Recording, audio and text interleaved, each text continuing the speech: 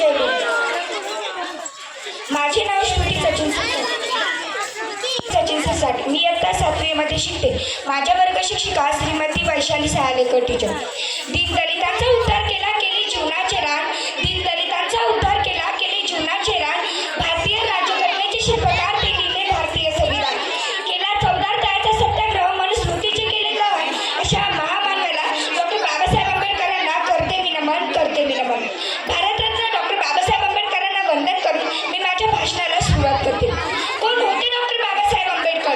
Doctor Babasaheb Ambedkar या नावाचा अर्थ काय? बाणेदार ते स्वभावाने.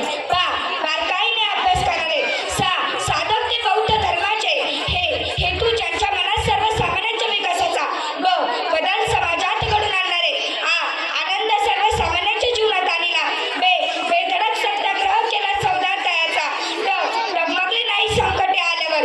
करते समाज उन्नतीचे. रचिते भारतीय संविधान.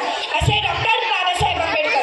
अनेक वर्ष चातुर्वर्णीच्या नावाखाली अन्याय सहन करणारे, ज्यांना खायला भाकरी, प्यायला पाणी आणि चालायला रस्ता सुद्धा मिळणे कठीण होते, अशा दीनदलितांच्या व्यथा जाणून घेणारे व त्यांचे अश्रू पुसण्याचे काम डॉक्टर बाबासाहेब आंबेडकरांनी केले.